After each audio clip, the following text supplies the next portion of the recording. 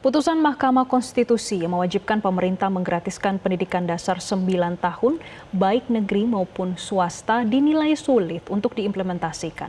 Penggiat pendidikan dari Universitas Al-Azhar, Suparji Ahmad, menyebut keterbatasan daya tampung sekolah negeri dan minimnya dukungan negara terhadap penyelenggaraan pendidikan di sekolah swasta akan menjadi tantangan utamanya.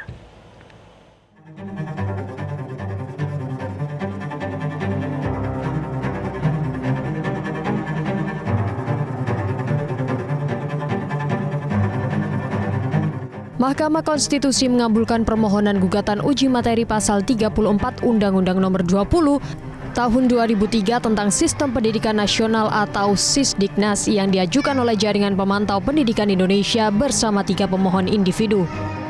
Ketua MK Suhartoyo menyatakan pasal 34 ayat 2 Undang-Undang Sisdiknas bertentangan dengan Undang-Undang Dasar 1945 dan tidak memiliki kekuatan hukum mengikat.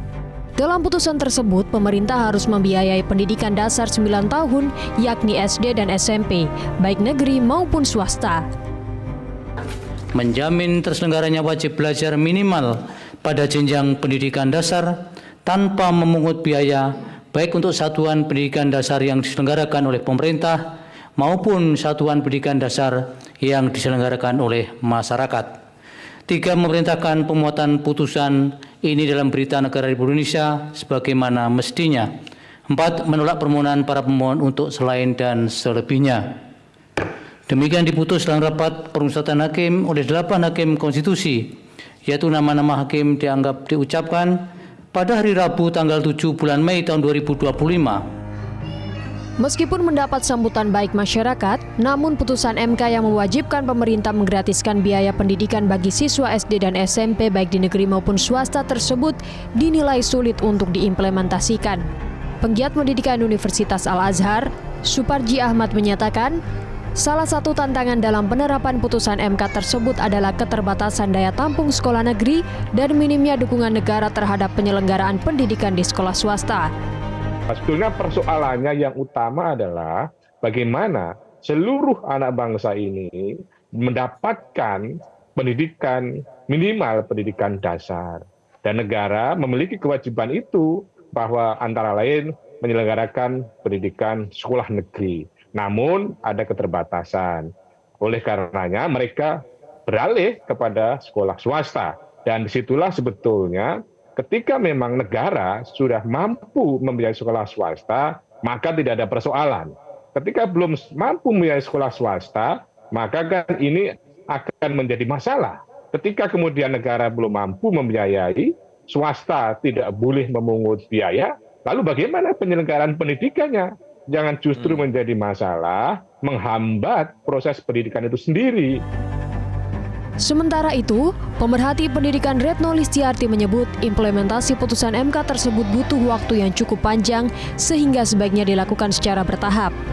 Pasalnya pendidikan dasar baik SD maupun SMP berada di wilayah pemerintah kabupaten atau kota yang juga memiliki keterbatasan anggaran. Nah, saya rasa ini butuh waktu yang cukup panjang. Kalau mau diterapkan sekarang, ini kebetulan tahun ajaran baru ya. Mungkin bisa pertama tuh di SD. Jadi SD ini dibayar semua, mungkin itu. Nanti secara bertahap naik gitu ya ke SMP. Karena SD dan SMP ini semua berada di wilayah pemerintah daerah. Artinya kota, kabupaten kota. Nah, karena provinsinya tuh pegangnya SMA dengan SMK kan. Nah, SD dan SMP ini di bawah pemerintah kabupaten kota. Nah, di sini mereka juga mungkin nggak akan sanggup, banyak kabupaten kota kan yang bergantung juga pada APBN. Nah, di sini ya peran pemerintah pusat tuh harus masuk. Jadi memang duduk bersamanya, prosesnya ini harus dilakukan. Kan pemerintah mau bikin misalnya sekolah Garuda, sekolah rakyat, sekolah itu.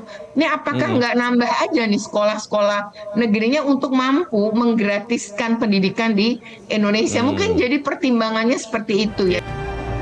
Retno menekankan pentingnya duduk bersama semua pihak terkait penyelenggaraan pendidikan, sehingga bisa diambil jalan terbaik untuk melaksanakan putusan Mahkamah Konstitusi tersebut.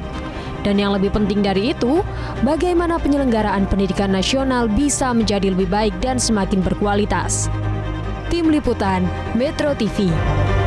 Jelajahi cara baru mendapatkan informasi. Download Metro TV Extend sekarang.